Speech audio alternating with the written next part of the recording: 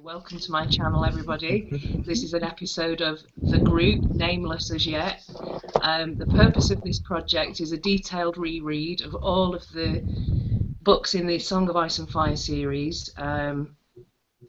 We are today specifically looking at the third chapter of Sam's in Feast for Crows, which is in the middle of that book, and we feel that there are a few key points that would be interesting to discuss from this chapter. So I would like to welcome you to the group. I'll introduce myself first. My name's Claire Gray. I chat a lot to the guys in this group. I'm DJ. I'm fairly new to the video community. I've been following a lot of these guys for a while. Even Claire and Sweet's comments, I always look for them when I watch other people's videos. Just started making my own, so I'm sure for future videos we'll leave links to our channels and all the descriptions. So. All right, I'm Don the Kraken Wit. Make Song of Ice and Fire videos, Greyjoys all the way. I've done a couple collab videos before, mainly my shooting the shit. I was on a Mercy video with Claire, Maester Payne, and Tony, and these are my favorite people to talk to about Song of Ice and Fire, so I'm glad to be here. I am Maester Payne. I used to make videos. Maybe one day again I will, but I don't right now. But I am overjoyed to be with these guys talking about this great series of books. Yeah, and my name is Anne, or Sweetyft. It's the first Song of Ice and Fire video that I make, and I'm really glad to be talking about the books with you guys. In this chapter, we have Sam in. Yeah, that's good. Yeah, that seems to be good. Requests Sam to find out information about the dragons, and Sam heads out in search of this and has a confrontation with Darian in the Happy Port, I believe it's called. And chaos ensues, and it is what I think, and I think we all think, is a very great chapter filled with meat. And Claire is back. Hello. Yeah. Hey, good to see you again. So if we look at the first part of the chapter, the scene is in the room in the inn with Sam and Gilly and Aemon, where Sam's waiting for Darian to come back. Does anyone want to say anything about this part of the chapter? Anything that you found? Any key points that you want to raise?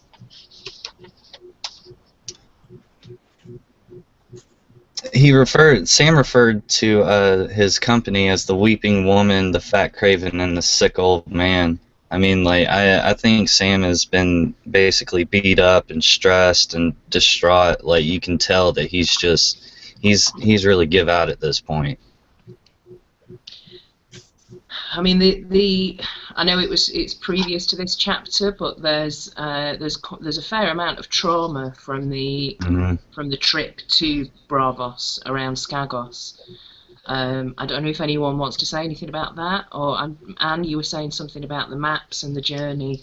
Just doesn't seem Well, to... actually, it was just I only worked on his journey in Braavos. Right.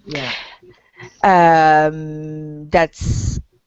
I will say, I remember later in the chapter he does mention more specifically the storms they went through, like crazy thunder coming from all directions, and at one point he actually mentions past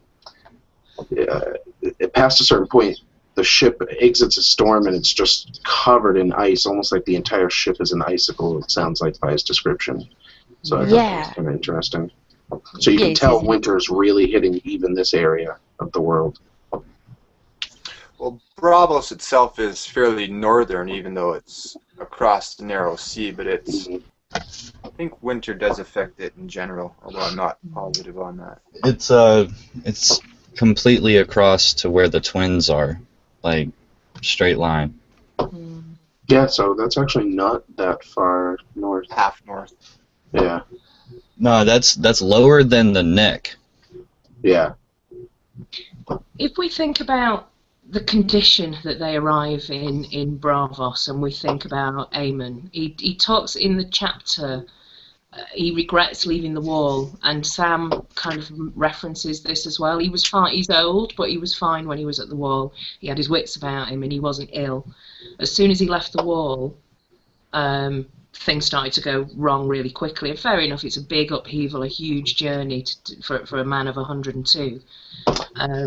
Yeah, I believe what he says is that fire consumes, but ice preserves, I think, or cold preserves. Exactly. Does anyone want to say anything? I mean, I feel that this possibly links into the magic at the wall, absolutely, and also might link into the bodies that are in the ice cells at the wall, ice preserves. I think even more than... Might link to the longevity of the age of people at the wall. That line definitely stuck out to me, I'll say, especially because he's a Targaryen and he talks about how fire consumes, but the cold preserves. And it was just interesting because he's a Targaryen. It's weird that he's talking about fire and cold like that. Stuck out to me. There's also, you raise a good point, and this coming from a Targaryen, but this is a quote from him. Why would the gods take my eyes in strength, yet condemn me to linger on so long, frozen and forgotten? To me, that's sort of how we consider the others. They're frozen and forgotten. They've been forgotten forever. Now they're coming back. It's just a tie-in reference to there, and I don't know what it means, but it is curious that a Targaryen's at the wall, freezing to death. And then there's even a part, it says, a chill had gotten inside Maester Aemon during the voyage and settled in his chest. Now, I mean, I take that as a cold, you know, like I got real sick from being outside in the rain, but he straight up mentions again that ice, it said a chill had gotten inside of Maester Payne. Or, not Maester Payne, Maester Aemon. Sorry, I was looking at you, Payne, turn around. That's alright. I was looking at it as Aemon probably has some sort of pneumonia. And that said, and I'm just adding into this, I don't think it means anything or not, but it is interesting that pneumonia, generally your lungs fill up with fluid and you almost drown by that. And there's lots of references to drowning in this chapter too. Absolutely. And I do agree with you, because when he got the healer from the House of the Red Hands, the healer, gave him the dream line, and he said, "This is an old man, and death is in his lungs." So I thought he was pointing towards pneumonia, but it was an interesting choice of phrasing. The healer as well. There's a weird reference now. I'm picking on this because of old James LaDonna vids about Roose Bolton and the leeches and stuff, but there's a quote by that healer that says, "No leech can make him young." Yeah. Which is interesting. And okay, to go back just a little bit to the really interesting quote with ice preserves and fire consumes, all the signs that we get of Aemon's state starting to deteriorate and him losing his mind. Obviously, he's sick, probably from pneumonia, but he seems to be losing his mind. But the signs of him losing his mind is him seeming to have more and more dragon dreams. I absolutely don't remember if mentions of his dragon dreams have been mentioned previously when he was at the wall, but he seems to be lost somewhere in between his memories, but that could really be dragon dreams, and the actual present. So the fire that is consuming him is him sort of re-embracing his Targaryen heritage that he gave up, for so long, first being a maester and then again going to the wall. And now in his final moment is also so he's being consumed also by his embracing his Targaryen heritage and this news and his new obsession with the dragon. It's a really short. yeah, really short chapter. We don't really know, but you know, it's the only thing he wants is to hear more about those dragons. He dreams of dragons, and when you say you're consumed by something, I'm not sure it's the same thing in English. I'm sorry, but it can also, I mean, in French, it's a reference to a really strong passion. When you're really passionate about something, yeah, it consumes you. You're consumed by your obsession, and now he's consumed by his obsession of dragon, and that could be accelerating his death somehow. That's a great metaphor. I love that. To go to the cold preserves, fire consumes aspect, ages ago I was talking to Claire, and there's a quote by Aemon himself about Jon, and the quote is something about the Lord Commander saw much promise in snow, as do I. And to me, I looked at that as a PWWP reference, rather than Claire, I think, looked at it as a Promise Me reference. But at the end of his life, it seems to me, Aemon is no longer very concerned about Jon. He says he shouldn't have left the wall, but he totally wants to get to see Dany. To me, there's a reason for that. Yeah. You know what I also find interesting is, you know, obviously we know his quote with Jon about love is the death of duty, and it's like as he gets further away from the wall, like Sweet said, he's becoming consumed by the Targaryens and the dragons again, and it's killing him. You know, I just look at that metaphor of love is the death of duty, and that's what's happening here. I can add to that too, DJ. Yeah. Sorry, Claire, what were you saying? I like that metaphor. Love is the death of duty, because based on what Anne was saying as well. I mean, he's not eating. They've got food for him when they arrived in Braavos. He's got absolutely no appetite whatsoever. Probably because he's consumed by a new obsession, and so, you know, not interested in food. Also, completely accepts quite lightly, I think, that he's never going to see Old Town again. He's a Meister. He's more interested in what's happening at the docks and with the ships and the gossip of what's happening with the dragons. He's kind of gone, no, I'm kind of over not ever seeing Old Town again, which to me feels as though he's just, you know, that's kind of, he's kind of dropped the shackles of being a Meister, and he's consumed by this new passion of wanting to find out what's happening with dragons and reconnecting with his Targaryen heritage. So that's brilliant. Well, he says, "I shall not see Old Town again. I know that now," and I think he realized that he was going to die, you know, or not even make it, you know. So yeah, he did focus on the docks, and I was like, well, why the docks, you know? But it's a major, you know, trading. These guys that come in, they've been all over the world, so they're going to be, you know, they're going to be like, yeah, I saw this, or that is happening over there, you know, across the way. We did see dragons, you know, or somebody, and everybody talks about either they've seen Dany or, you know, saw her dragons, so that it'd be a good way to verify. And to talk about his, like, being consumed by all this, his dreams that he had about the dragons and the Red Star was very vivid. He said, like, he could feel their smoking hot breath, you know, and then his brothers dreamed of dragons too, and the dreams killed them, every one. And he says that we tremble on the cusp of half-remembered prophecies of wonders and terrors that no man living could hope to comprehend.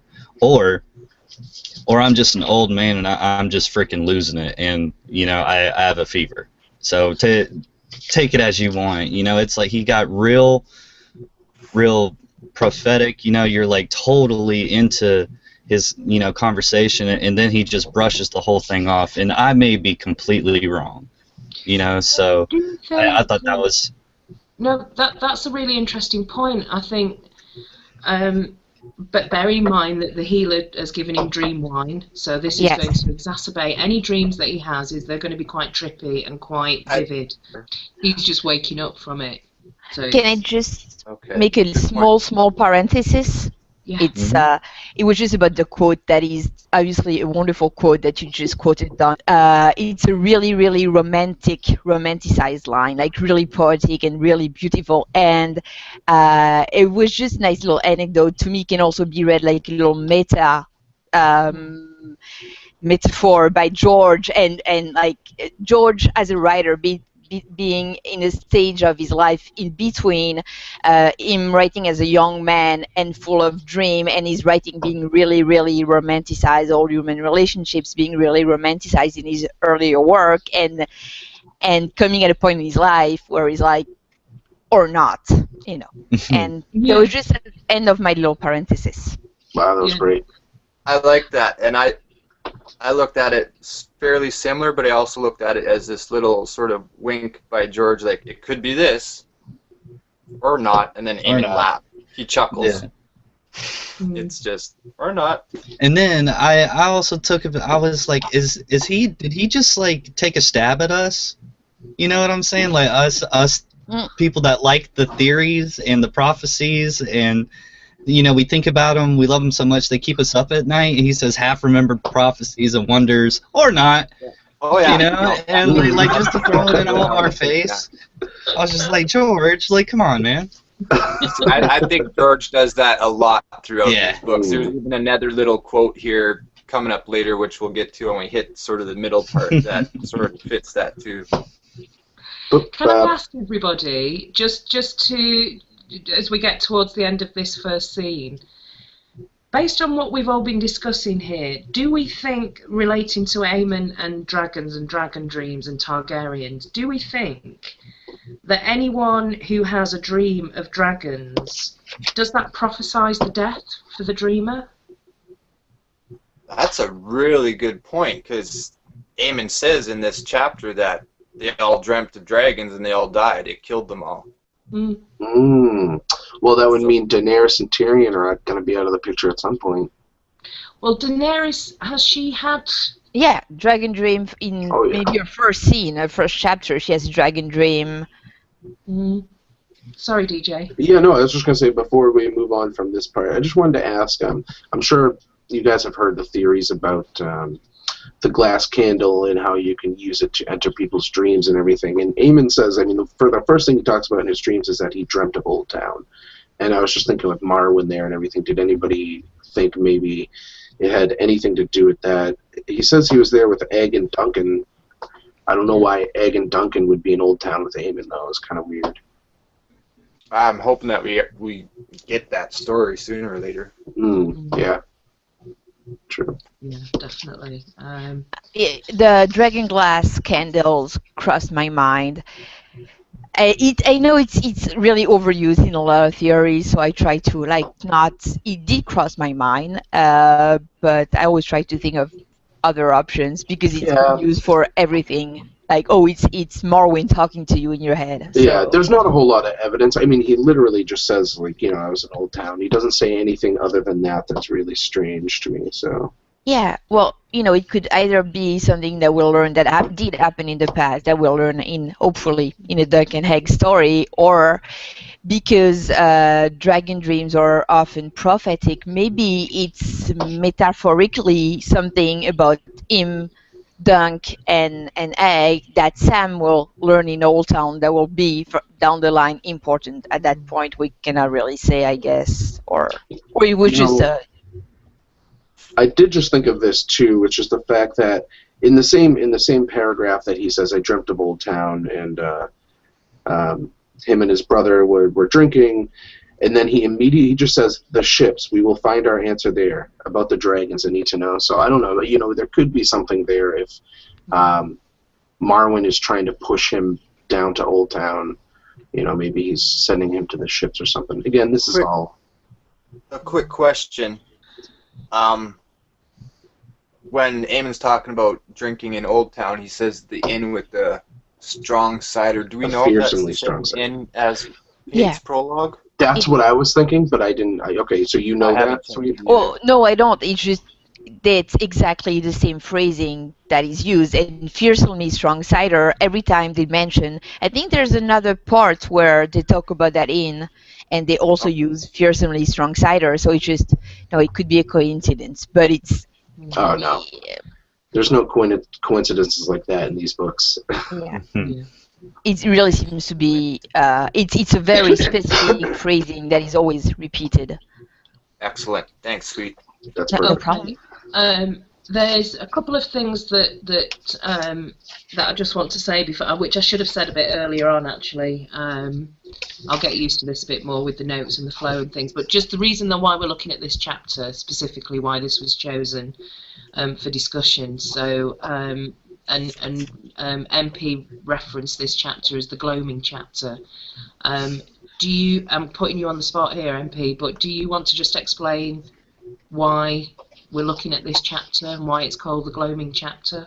Well, we will get into it, but this is a question that I will ask all of you.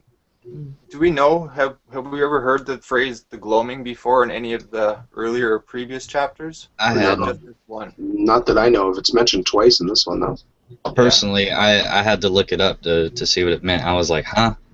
You know, I've heard the term gloaming, but not in this book. I never even heard the term. So And I find it very curious that it's in this chapter, which is dead center of Feast for Crows, which is halfway between a 7-book series. It's perfectly in the middle, and it seems to me that we've lived through spring and stuff up to this point, and there's repeated references now of night coming, and it's night in this And chapter. the cold. The Titan sounds his horn, and it echoes across the lagoon and wakes the baby, and does all this stuff. But yeah, I'd be curious to know if this is the only chapter where that phrase comes, I'm because searching. What the gloaming is the twilight. It's before night falls.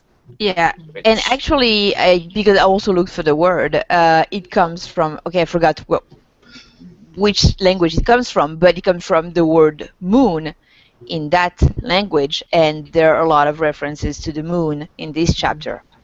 Mm-hmm. There is, absolutely. Yeah.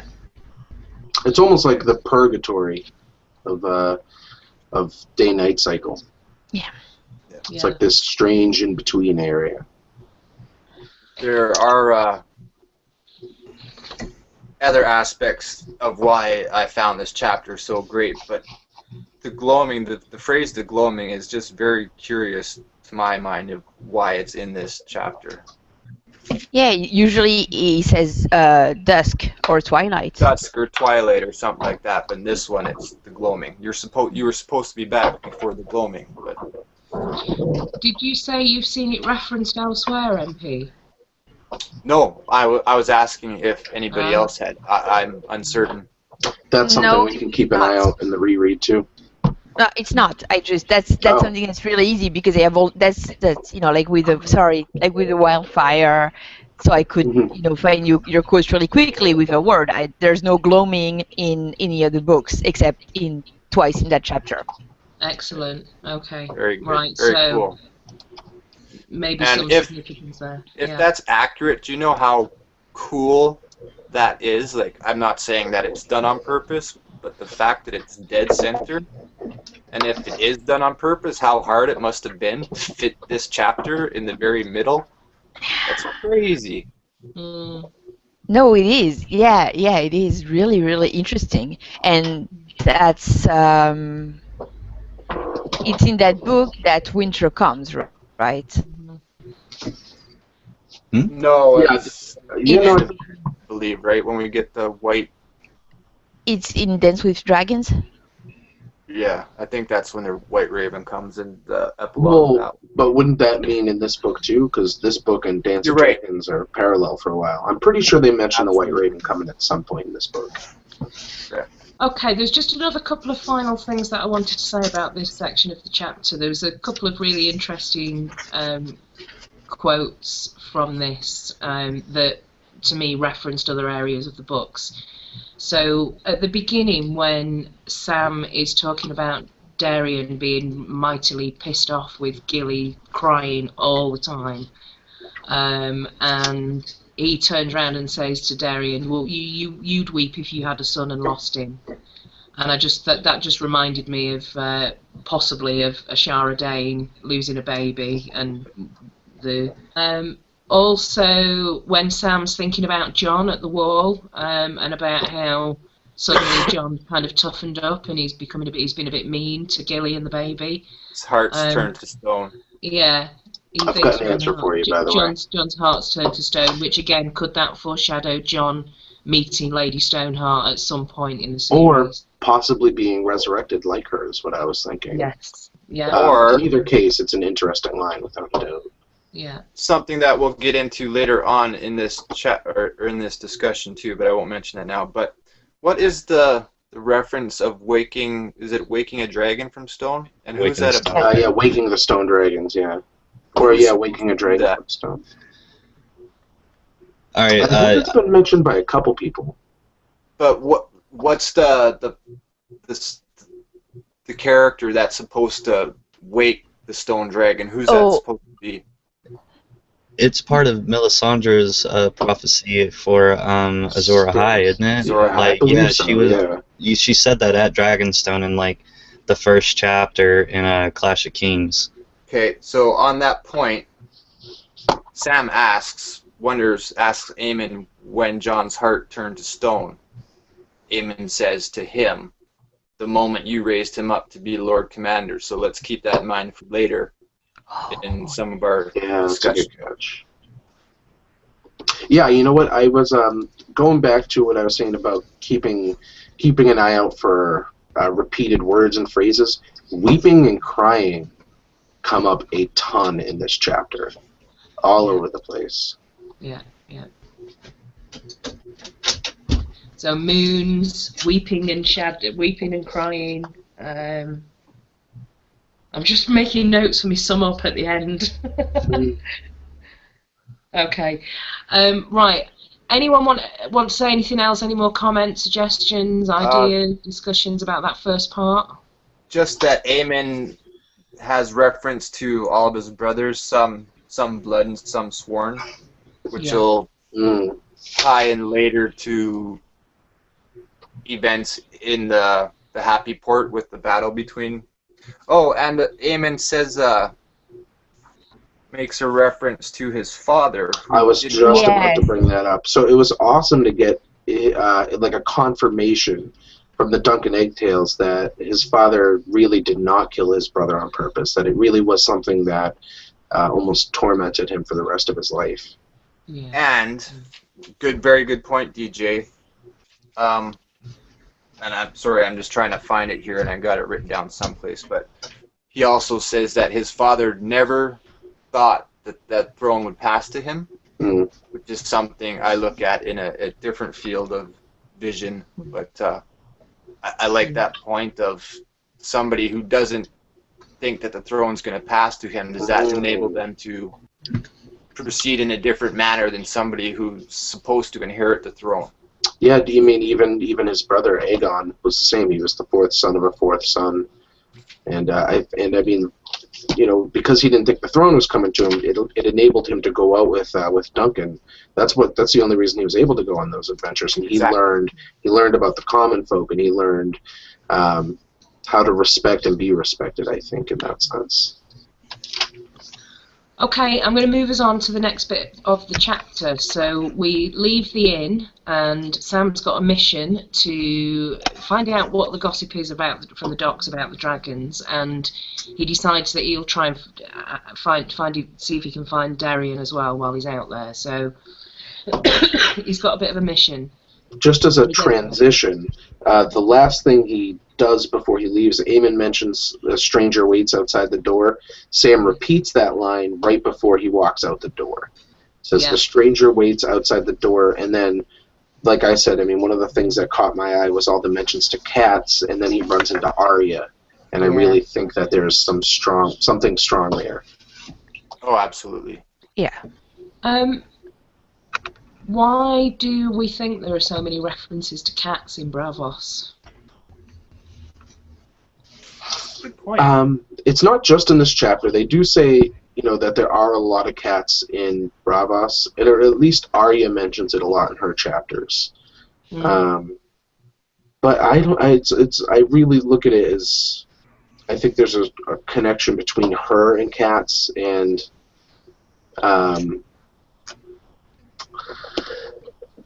I think George did put him in there specifically for her, almost. You know, Yeah. like whenever I hear Kat now, I always think of Arya.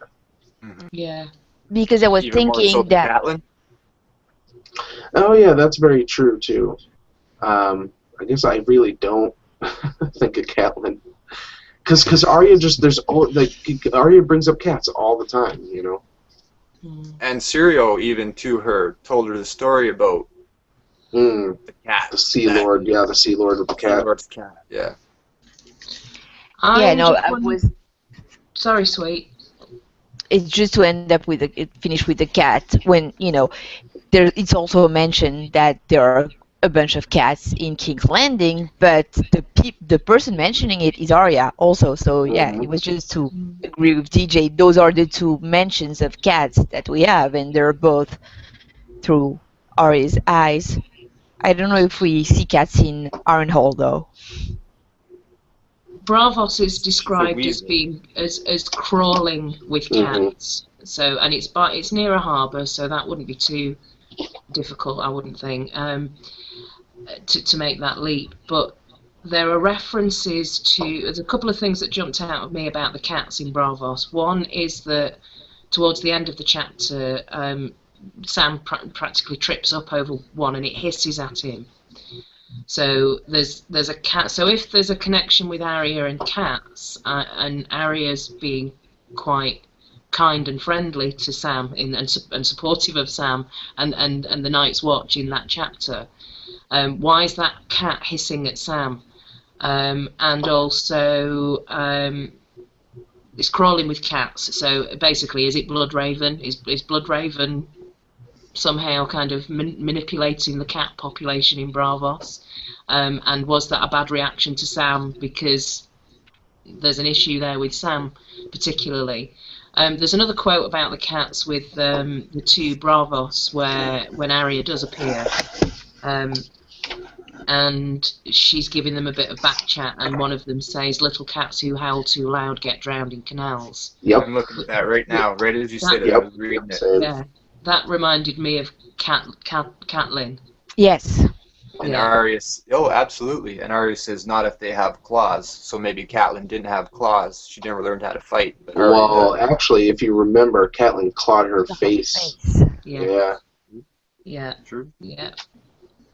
She did have claws, and also she howled quite loudly at the end. Yep, nice. Yeah. Beautiful. That was so good, Claire. Thanks. Love that. What else do we want to say about the trip to Rasmund's Harbour? So I will say, Yeah. I mean, I could talk more about these cats, but I do want to say Sam, when he's still walking, so he has not bumped into the two Braavos yet, he actually says that he starts thinking, I should not think ill of Darien because he could be lying in some alley in a pool of blood or floating face down in one of the canals, which we know is how he dies. Arya kills him and throws him in a canal. So I just thought that was a really interesting little line in Sam. That foreshadowing. Touching on this, just goes to what Don said in the Mercy video, which Claire and I think both agree with him now, that it wasn't needle that she pulled out of her sleeve.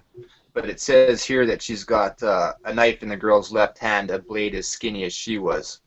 So it sounds like she also has another skinny knife as well, which is probably the one that she pulls out in Mercy. I picture like a stiletto. Yeah, you're absolutely. Or I think it's just, maybe a fruit knife or something. That seems to be something that people, usually in Westeros, there are a bunch of reference to people having fruit knives that are also used as weapon, and that's something that can be easily carried around. And okay, so most of my work was on that, as I've told you, on that Sam moving around. I've pretty much, because I have the map, and that's probably gonna end up showing terribly on screen. And I was thinking that, so here's the map of Braavos.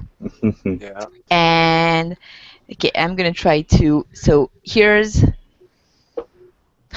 God, it's really way too big. So yeah, here's Ragman's Arbor. So all our scene, I don't really know. Do you see the map? Because I cannot see my screen. Yeah. We got a good Yeah. view. Yeah. So all our scene is taking place like around here. Okay. Okay. Cool. Okay, so I'm up. And okay, so like I said, I spent a lot of time figuring out what Sam was doing, and I can tell you that I was pretty sad with my finding because either the map is totally wrong or what Sam is doing does not make any sense. So I'm going to try to zoom as much as possible for it to make a little bit of sense for you. As you can see, so the blue are the canals, and you can see the little bridge where you can cross, like there's one here. And so to anyone having ever been to Venice, you know that you don't miss a bridge, you know, because then maybe if you need to turn left and you miss your bridge, you need to walk an extra mile to get the next bridge to be able to cross to the left. So you don't really wander in that kind of cities. You'd better really know where you're going. And so, okay, I'm going to try to take you through what Sam's trip was, and it really was not that easy. So I assume that his inn must be, you know, it's either one of these. Oh, I'm sorry. Either one of these. So it's an inn. So to locate it, I went with the description that it has one door facing the canal and one door facing a street. Mm. So that's why, yeah, I assume that it was probably one of, oh, sorry, I need to keep on talking, probably one of those bridges, one of those inns. It's not precise. First, he ends up on the canal because that's the door he chooses, and he's walking towards Ragman Arbor. So he pretty much just wants to go, you know, there. Okay, so first he goes to, and you're gonna see it's a little crazy. Okay, first he goes there to the inn of the Green Hill. Mm-hmm. I'm sorry, because when you say then then you don't see my, yeah, sorry. Okay, first he goes there, then he goes here. Then he goes Jeez. there. Okay, I talk again. Okay, there. Then he goes there. Then Then he mentions the fog house that is here, where they are at the not pleasure barge, but where they are the serpent boats that are anchored. Then he crosses Nabo's bridge, which is here. He crosses Nabo's bridge, and then he goes to the Outcast Inn. Where's that Outcast Inn? Sorry. Yeah. So he crosses that bridge, and then he goes to that inn that is on the harbor. Then he goes to the House of the Seven Lamps, which is on the other side of the little canal. Can you see? Does that even make sense for you guys? Yeah. I can see it. And then he goes to the cattery that you mentioned, and the cattery, according to the map, is there. Which is also where he runs into the Braavos and Arya. Exactly. That's where he wrote. Yeah. So, and then she tells him, oh, he's in the Happy Port, and so then he runs fairly straight to the Murmur ships in the Happy Port. But that makes sense. But everything before is just, as you could see, He's all over the place. He's all over the place. It does not make, it's not logical. I mean, the guy doesn't know the city. He doesn't seem like he's been going out a lot. I mean, he sent Gilly to fetch some water, probably because he never wanted to leave Mr. Aemon. So he probably really has not been. Daemon knows the city. He's been walking around. Sam does not. It's so.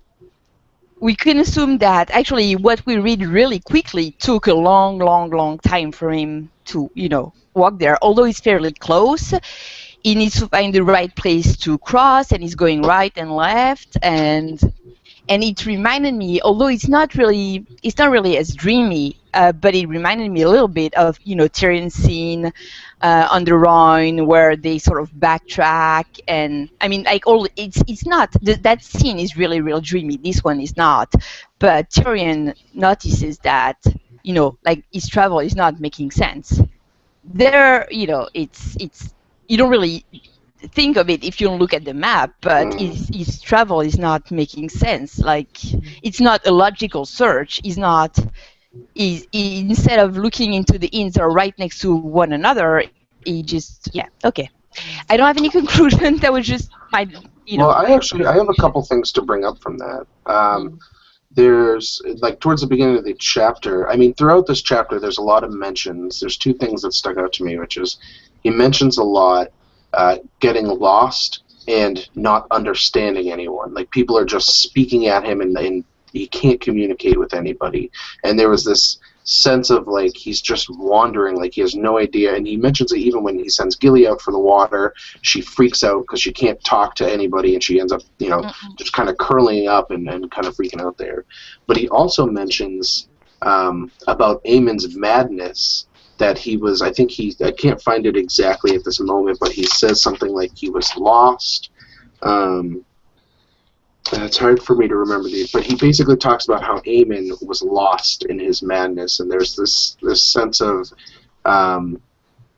like wandering and like can't find exactly what you're looking for, kind of a thing throughout the chapter as well. So I can't believe you did that much research on that map. Holy crap! Yeah, good job, Sweet. Yeah, that was awesome. Mine out while we're done here and go through it all again afterwards. Thanks, Anne. Well, you're welcome. I am not as good with theories as you guys are, so I figured that could be something. I have the prop, something I could do. Fantastic. Well, I'm not good with theories. I just have questions. Me neither. Yeah. Two theories. So, quite a special guest appears in this chapter then, Arya. Now, I remembered this very differently when I thought I remembered the chapter. She kills Darian off page, doesn't she? It's in an Arya chapter later in this book. It's in an Arya chapter, but you don't get the details of it. Doesn't she just bring his boots back? It's weird, yeah. So it's kind of strange because I had just finished reread. I'm almost done with Dance of Dragons now, so I'm like doing a separate reread. But you're right. It was interesting because she basically says like, oh, then me and Darian turned into the alley, and then the next thing you know, she's turning up at the House of Black and White with his boots, and then she tells the kindly old man, oh, a singer died and his, somebody stabbed him and he was thrown in the canals, and all that's left of him is his boots, and she has the boots with her. So it's really weird. There's some strange things going on in this chapter. There are possibly some really significant things. I just wanted to ask everybody, because again, I can't quite remember, is this the first time that Arya kills somebody to mete out justice rather than for it to be related to her own safety? Oh, well, we could argue that...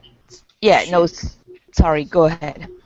Well, she kills to mete out justice rather than her own safety. Sorry, Claire, I misunderstood your comment.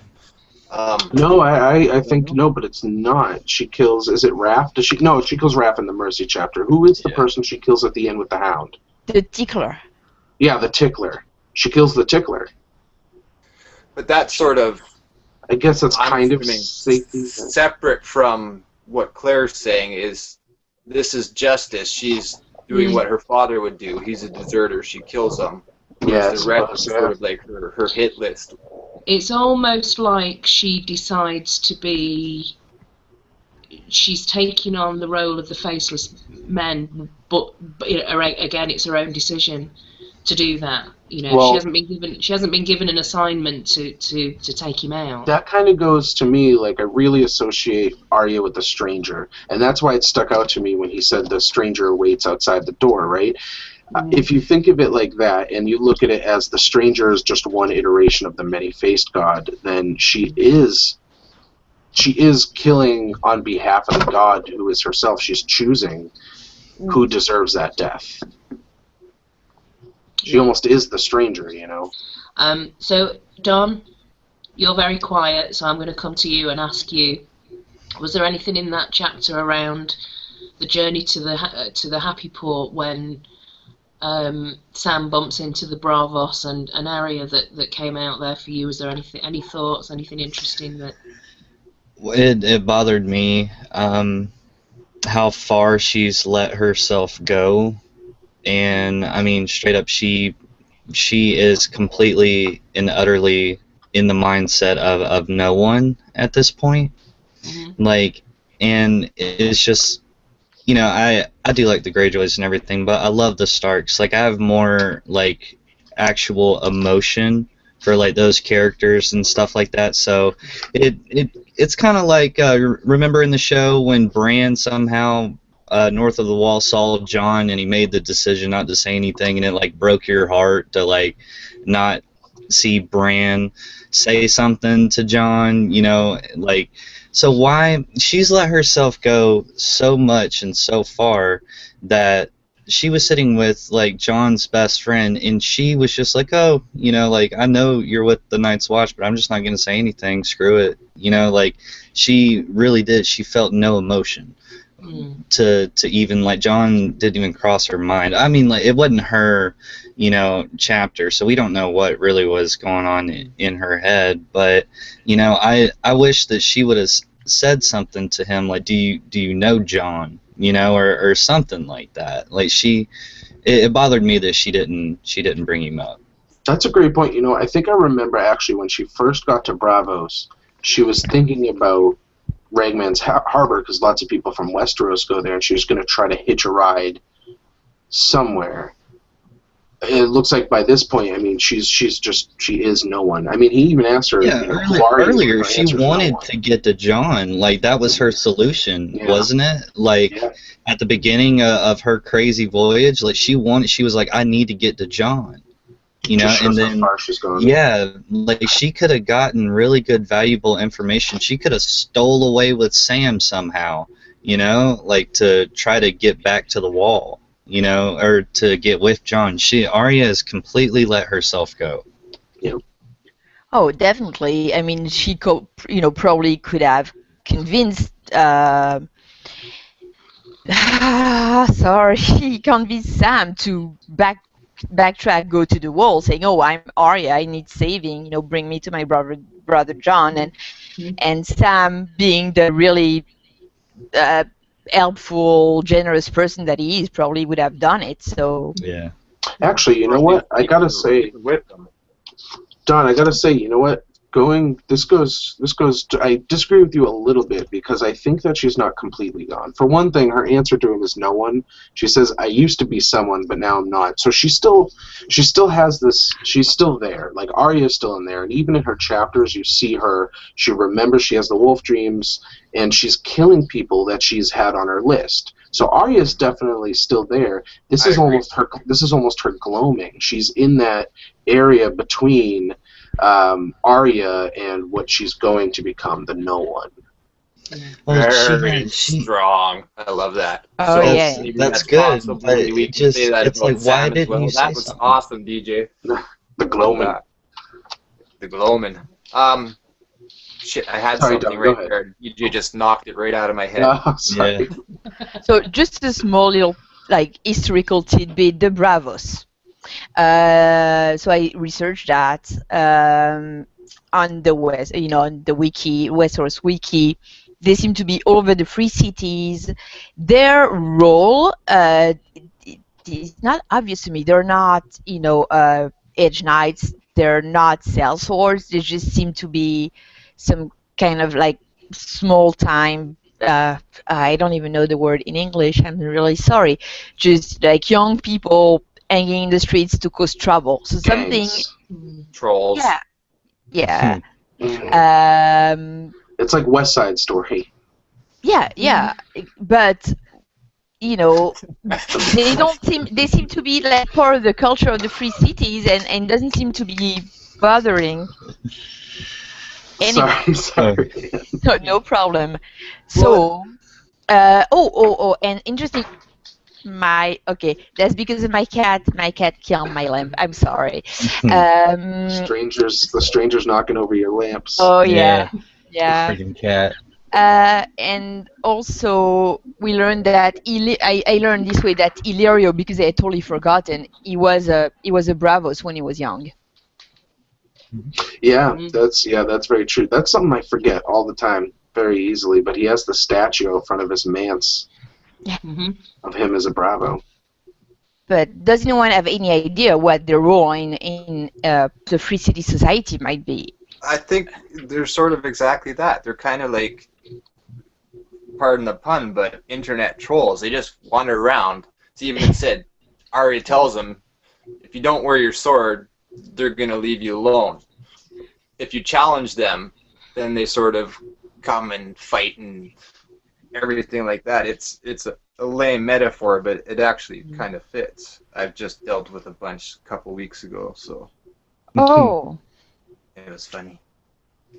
Even the name, like the Braavosi, but they just walk up and Sam even thinks to himself, don't touch your sword. If you touch your sword, then I'm going to have to get in a fight with them. And Arya says, just don't carry a sword. Which, by the way, MP, he says at one point, after his encounter with those two Braavos and he starts running to the Happy Port, he said he had to keep his hand on his sword to keep his belt up. So he's running with his hand on his sword the rest of that way. Yeah, and there's three references to him having that belt slip down, and then finally I think it does when he's in the water, but that's different. Do you have any thoughts on that? We'll get to that at the end. To me, Okay. Sam's in the midst of transformation, and it actually carries on into the chapter the next chapter, which Sweet has great points on. But I don't know if we with want that to in mind, we've been talking for an hour, and we're not even at the end of we're coming towards the end of the chapter. But I just want to ask: has anybody got anything else that they want to add to this part of the Sam bumping into the Braavos and Arya? Just about, I don't even have any. The story that Arya tells about where she comes from, which is, sort of there are, bits of her own story in it. Obviously, because I was playing with my lamp, I did not open it at the right moment. Yeah, she says her father was an War Master on Nymeria. Yeah, and he got killed by unfairly, for no reason at all, pretty much. He got killed unfairly, and since then she's gonna seek revenge. Yeah, that was the point that DJ knocked out of my head. I was gonna add that in there. She still has that vengeance and wants to kill Ilan Payne for killing her father. So even though she's made up this lie, she still knows that she's going to kill her father's killer. She still should have said something to Sam about John. Don's really hung up on that. Yeah. No, it's just like being punched in the stomach to me. Yeah. And I know that's part of, what's really good about this story and everything, but it pisses, what I wanted to happen, didn't happen, and I had faith that, originally that she would say something, and yeah, you're right, it does bother me that she didn't. Like, why? It was a perfect opportunity. That was the one person that could, really she doesn't help know her. that. She doesn't. I know, but still, even being part of the Night's Watch, I would have just been like, I think part of her journey is Jon Snow, part of her journey has been realizing that she can't trust anybody. There are some sick and there are just some horrible people out there, as she's experienced firsthand, and so I just think You know, why would she take that chance when she knows she is?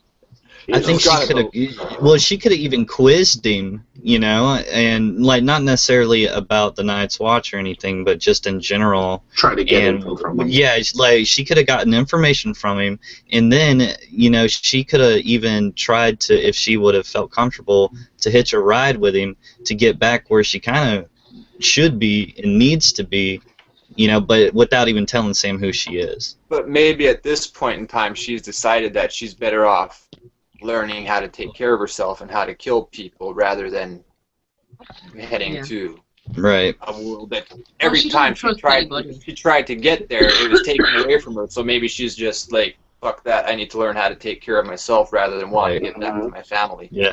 She doesn't trust anybody. She doesn't trust anybody. Everybody's a camel cunt at the moment. So, just one thing that I want to add before we move on to the last bit, which I have one thing too. Okay, me first. It's never ending. I wondered if anybody thought there was any significance, any relevance to the fact that twice we had a reference to the most beautiful woman in the world. And that it's somebody called the Nightingale. So she said randomly, make sure if anybody asks you who the most beautiful woman in the world is, make sure you say the Nightingale. And then her father died.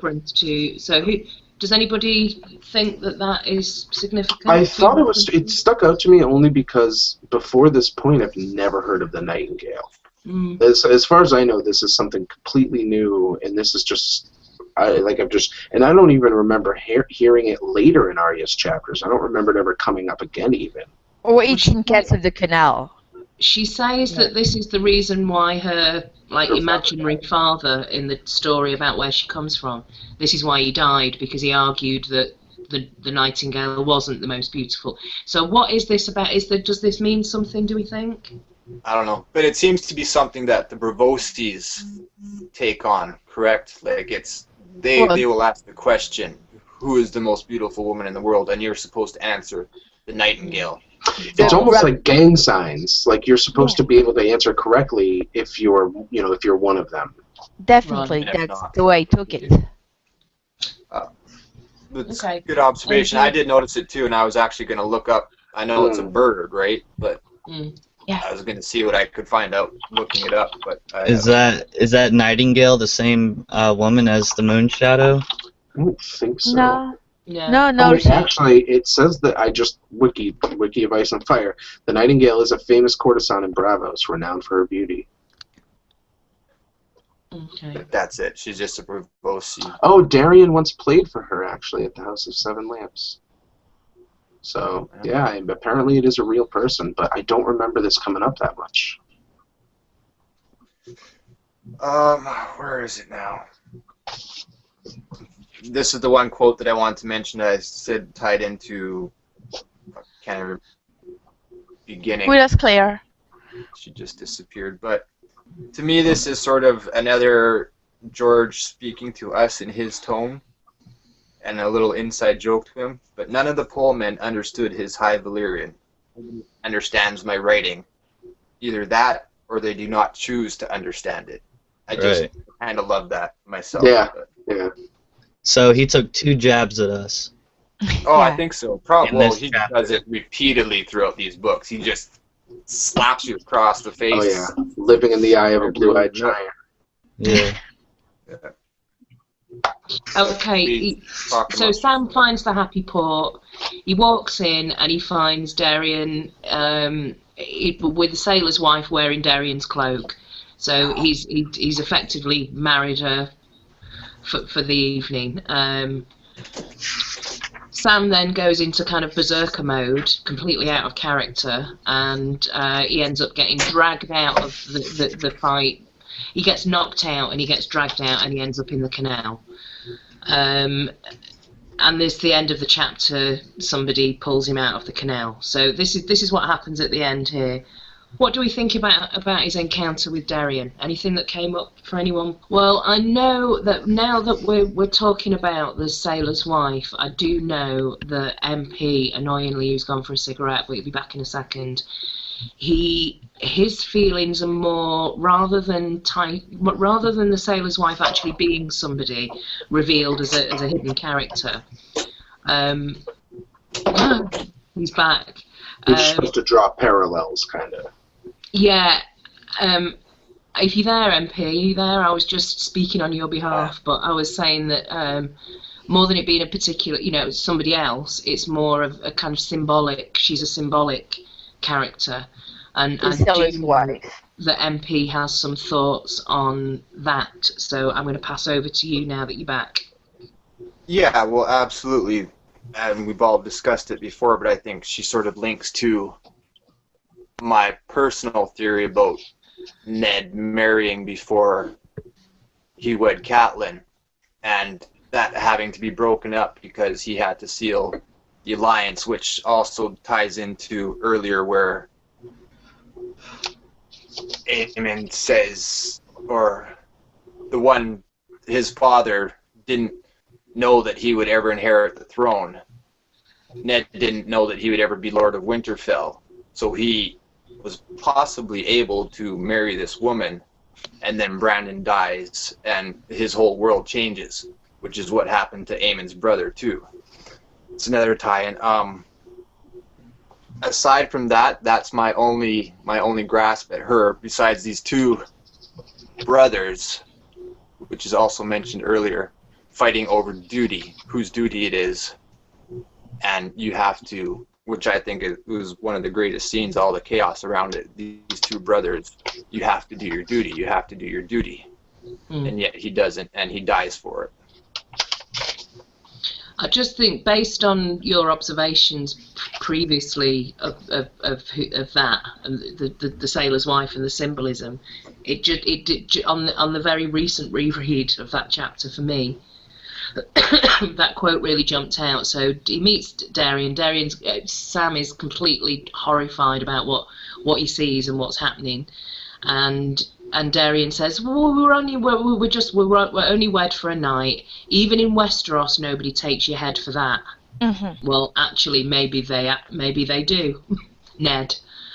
So I thought that was nice. Yeah. Okay, nice. That's beautiful, Claire. Mind blown. Yeah, but you would have to elaborate a little bit more, to not get all the comments like, "What are you? That's stupid, crazy." So. Oh, forget it. We're gonna get those comments anyway. Just let them come. Yeah. No, I know, but can you please elaborate a little bit more on that? Okay, so maybe Ned, you walk into the scene. He's had a drink. There's the struggle between duty and love/lust, and you think back to Ned and Robert in the Vale when they were young.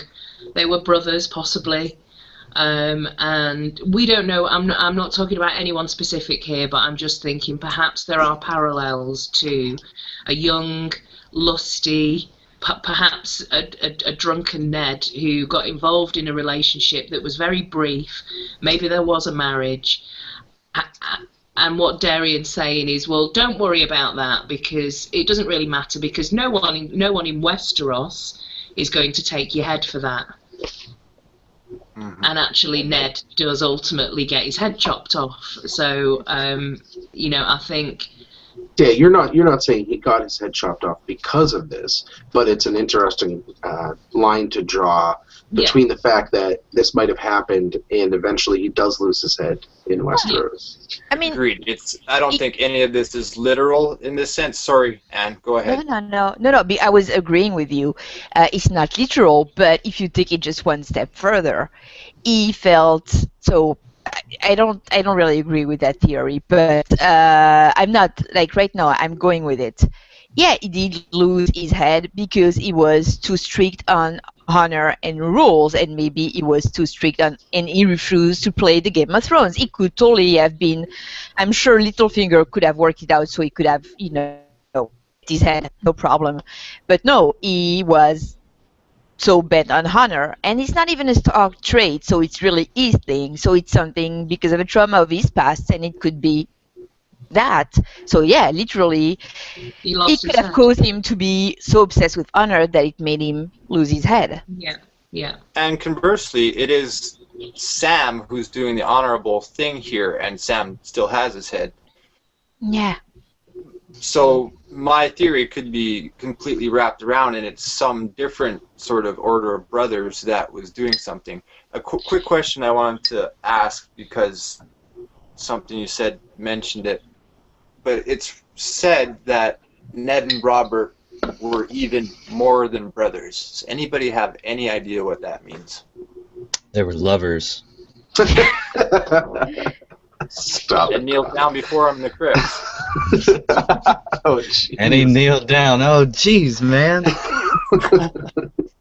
Well, you've got to think of brothers in the sense of we have brothers that are sworn by blood and brothers Aemon that are sworn mentioned by honour and duty. So, You know, I definitely think that I don't think it means what I think it means is metaphorical because because they were fostered together. It's even mentioned Robert really didn't care for either of his real brothers. Ned was his brother, and that was the brother he chose and the brother he loved. And I think not that Ned didn't love his actual brothers, but it was similar for Ned. Like Ned just spent so much time with Robert that that's his real brother to him. Yeah, it's always said that Ned was real close with Lyanna. How do we pronounce that? Lyanna or Lyanna? Lyanna, whatever you want. Say Lee, but yeah, it's never said. She was close with Brandon, but he didn't seem close with Brandon or really with Benjen until when they were young. yes, it's said that even when Ned married Kat, her opinion of him was that he was at odds with Brandon. Yeah. They're just two different. Yeah, was Ned the quiet wolf, right? Yeah. By all accounts, Brandon didn't really seem like that great of a guy, honestly. The more you learn about him, the kind of shittier he seems. Yeah, I agree. I'm going to move Especially on with Lady because this is Dustin. an issue that we'll probably come back to several Yeah. times. I want to ask the group what you feel about Sam's sudden change of behaviour, considering right up to this point he's been quite a famous craven and his issue about bravery. Anne? Okay. I have not worked that, so I'm totally throwing things. It's what you said, Claire, that made me think of that. I pretty much, when I watched the scene, I pretty much agree with Darren. Dude, that's just a play, and I think there's a big thing. I think there's something with Braavos in theater, definitely, and thematically in a bunch of chapters. We should concentrate on that later. So yeah, basically, Sam is watching a play because that's and all the actors know they're actors, but Sam really believes in that, and I think I'm sorry, because I did not really prepare things in my head. I'm going all over the place. I want to go back to something I forgot to mention earlier. I'm really, really, really sorry. It's in the first part, and I forgot to mention it. I was really surprised by Sam thinking, I'm just going to read. As a boy, Sam had read a history of Braavos and dreamed of one day coming here. He wanted to behold the Titan rising stern and fearsome from the sea, glide down the canals in a serpent boat, past all the palace and the temples, and watch the Braavos with their do their water dance, blades flashing in the starlight. It's so when he was young, he seemed like Bran, he wanted to be a knight, and he seems so. That really surprised me because from my talk, I thought Sam was really not almost like Renly, not the gay part of Renly, but really quiet, liking to play girls games and but there he seemed to have been a little boy who liked little boy adventure stuff. So I'm thinking Bran changed because of the trauma. We've all witnessed it. He was thrown down the tower, lost his head, had to give up his dreams, and so that made me wonder: did something happen to Sam that actually like he was also dreaming of being a knight, and something happened that traumatized him that we have not heard about, that made him being, a lot more quiet, and so that ties into that whole I'm a coward, I'm a coward, I'm a coward. Did that become his new persona? Did he start playing the role of the coward at some point because that's like he was so traumatized by something that became his new persona? I'm sorry. I should have. I've written notes before. Otherwise, in English, it's too tough for me to make sense. But so all that time he's been playing that part in the play, and so it's something about play, people playing plays, and him playing his own play, and things not, okay. Like, please. No, that's fine. Extra play. Yeah, that's great. Can I jump in quickly? Yes.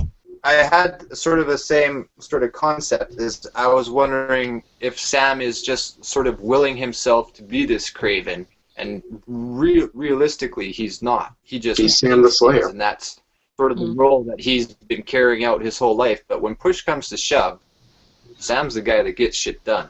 Always. Yeah, and, definitely. And you have this here, and he's totally out of character, but he gets into this massive scrap and just cleans fucking house until he gets bashed over the head from behind.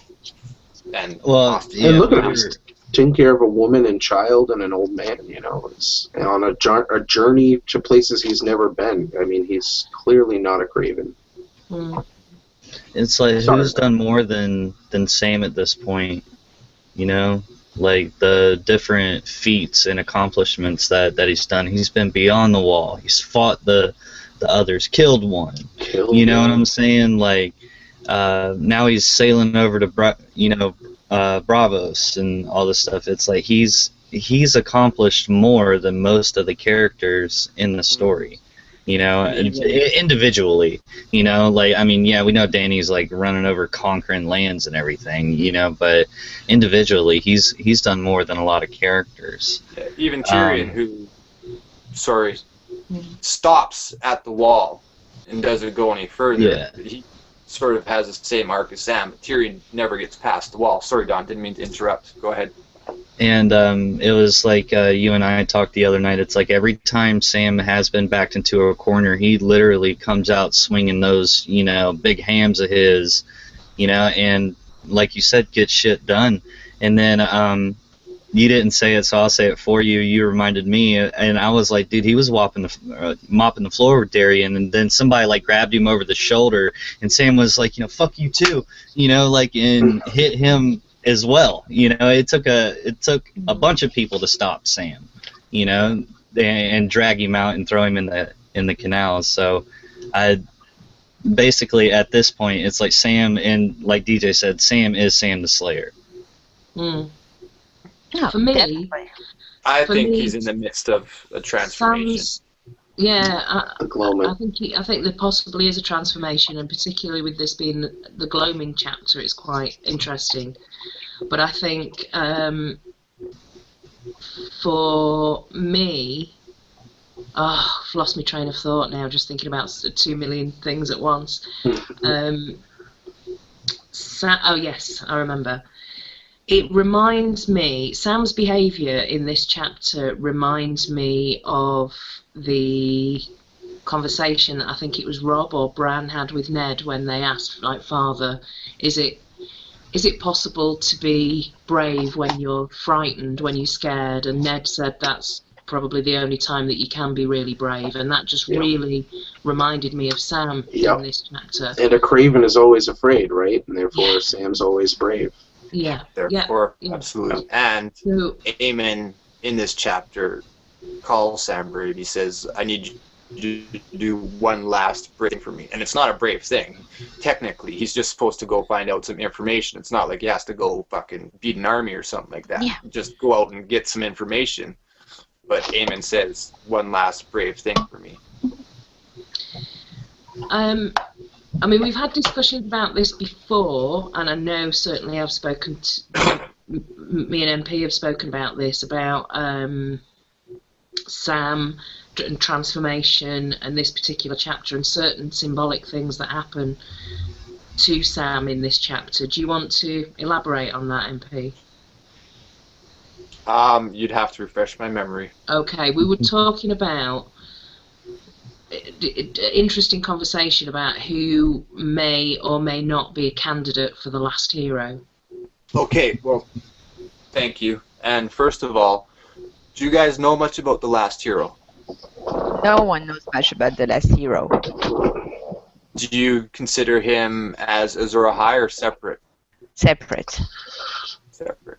Interesting thing about the last hero that I just saw today, getting ready for this. He had 12 companions. So that gives us another 13 reference. 12 companions, a dog, and a horse.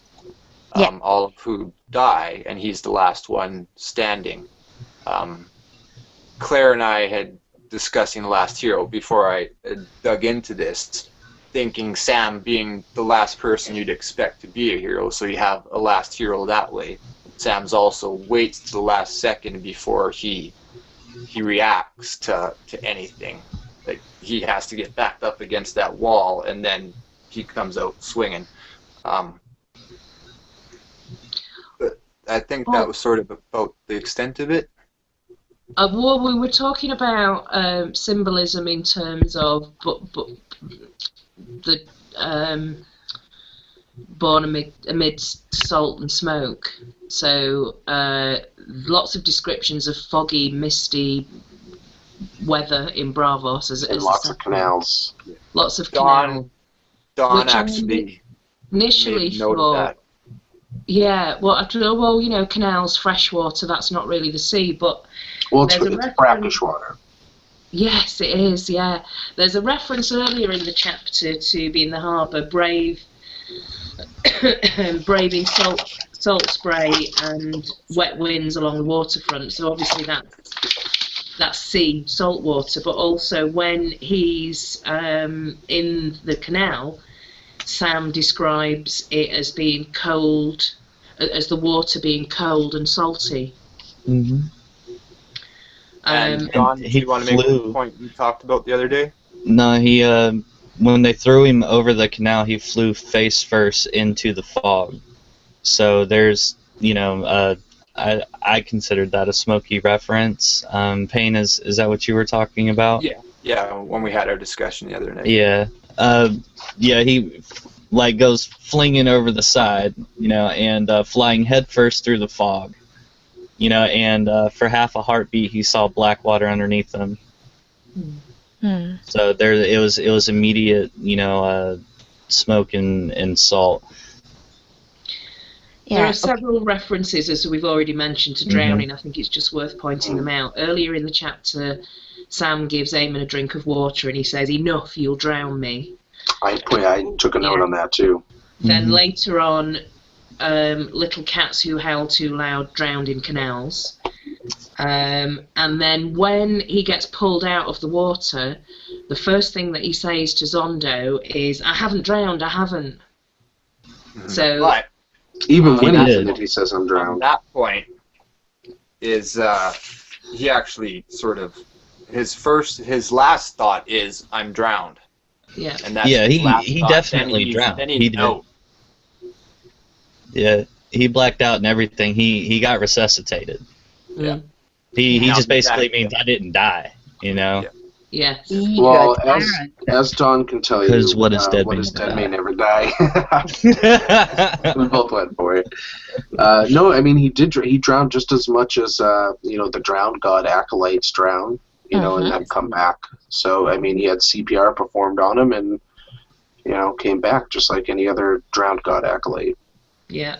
So is this well, all right, no, we'll go over Zondo here after the drowning. Carry on, Claire. I'm just wondering, has anyone got anything else they want to say about that experience with Sam? We talked about his fighting. So at this point, he gets, I think, knocked out by somebody, and he's unconscious. He lost his sword. Payne. I was actually going to ask that. Yeah, Payne, you said you have some thoughts on the sword belt thing. Well, sword belt. See, now I could be wrong. Does he indeed lose his sword? Is that his sword belt that it fell around his ankles. Around his ankles, yeah. I think I think perhaps in the next chapter we discover that he's lost it. I could be wrong. I could have made that completely up on my own, but I think he's lost it. I One don't thing think I will it's say mentioned. is It does when sound he's in the kinda water, familiar. he's upside down, which sort of gives reference to patch face Patch quotes. face. Things upside down opposite. And when he's drowning, he's not really worried about himself. His thoughts are, I can't drown. Maester Aemon will die without me, and Gilly will have no one. I have to swim. I have to. He's not even Ow. thinking about himself. I He's underlined I have to Other swim, I himself. have to. Because I think it showed like really another moment where he was like, nope, I can't succumb to the cowardice. Like I have to get up there. You know? Yeah. Mhm. Absolutely. Yeah. Okay, in closing this discussion, which has been, I think, if anyone knows, we'll figure out how long it's been when we see the recording, but I think it's been about an hour and a half now. Does anyone one want to say chapter. anything that we've missed, or... Well, we still got Zondo, but Zondo, yeah. Okay, yeah. Alright, so we might need to really search into how you would officially pronounce this name, because if it's pronounced John Doe, like that will be the third time in this chapter alone that he took a stab at us to be like, look, I got so many characters, it don't even matter no more. This dude's name is John Doe. You know, like, it's just a blank character, you know? now Anne and, might not like, recognize, but John Doe is kind of a term you would apply, For like no if for nobody, like an anonymous person, you'd just call John Doe. Like if a like a dead body showed up at the police and they were unable to identify them, they would tag them with John Doe. It's just a generic name for no one. And a woman's Jane Doe. yeah, and then she's no one, No, for Arya's no no one. one, you have Yeah. John Doe. Mhm. So I'm like, what's going on here? Yeah. You know, so that's what I got for Zondo, or whatever you want to call him. That's so good. I have the reference to Sirio's lesson to Arya of feel with your hands, look with your eyes, see, and after that comes the knowing, which is essentially what Zondo or John Doe says to Sam. Zondo saw too much splashing. Fat men should float. He grabbed Sam's doublet with a huge black fist and hauled him to his feet. Zondo mates on cinnamon. When Zondo laughs to see, you punch the singer, and Zondo hears, so he sees, he hears. And then at the last bit, a broad-like smile spread across his face. Zondo knows these dragons. Nice So it's catch. I sort of a never realized. throwback to the seeing, hearing, knowing. And then I was That's gonna awesome. say, when Sam is in the canal, literally he is deaf, dumb, and blind. You know, like, he can't hear. He's upside down. He doesn't even know he's upside down. You know, so. And then all of a sudden you got Zondo comes back that basically says, I am not deaf, dumb, and blind. Mm. Yeah, because he also says Zondo speaks, so it's four things. Zondo speaks, Zondo hears, Zondo sees, and Zondo knows. Yeah. So yeah, that's really brilliant. harking back to, that's really good, back to Syria. Incredible. Wow. And doesn't that also remind us a little bit, because the other people from the Summer Island don't seem to be speaking in the third person, right? So doesn't that remind us a little bit of Jack and Agar? A man knows. Yeah. Yeah, definitely. Brilliant. Jack and Hagar. What's Larathi, by the way? Where's Lolrath? Oh, I need to pull out. Lolrath is north. I can pull out the It's map. actually not far from Braavos. It's just a little bit to the east. So that's why they're fairly similar accent to Syrio. And Yeah, they really are not far if you look at the map. So it's a little bit southeast if you just... So it's on like the very tip of Essos, sort of like how Braavos is. okay. Mhm. I can't read a map, by the way. Seconds sus So mapas. I'm that guy. That was a joke. Yeah, Okay. that's a joke for women cannot read maps. So yeah, No, it's no. I wouldn't say that. you know, He'd just think it. yep. So here we have Braavos. Yeah. Okay. Those are the fingers. Okay, those are no, that's not on camera. Those maps are way too big. I'm just gonna. So those all that are the free seas. That's a really close-up map. Can you fold? So There you Braavos go. and Laura. There you go. Yeah. Okay. So they're not far at all. They actually look No. like they might be similarly built. But I think, was it Lorath that's the maze? No. Weren't they famous for making the mazes or something? Is that Oh, I Lorath? thought that was Cohor. No, wasn't it Cohor? There's a maze in Braavos too, right? Where you're supposed to get trapped in it, and when you come out, you're enlightened or something like that, which is another book throwback. Get trapped in the book. Yeah, ancient Lorath was inhabited by people known as the Maze Makers, who created mazes in the islands and I on remember mainland that. Essos. Yeah. I think the remember one in that. Braavos is called the Pattern Makers Maze, or Yeah. I do remember there being a maze in Braavos as well. Arya describes it at one point, and then Right, okay, listen, folks, we're going off track a bit here. I just want to pull us back in again to conclude this. We're going to spend 5 minutes just mopping up anything. So anything that we've missed, any points that you wanted to make that we've not covered, any comments or suggestions that you want to make for No. this chapter? No? That's a very meta chapter. Very. absolutely. I've made some points on some of the interesting sort of notes that have come up from here. So the relationships, it's interesting that it's the gloaming chapter and possibly it is in the middle of the series, so there could be some real significance there. Lots to delve in there around Aemon and dragons, the Targaryen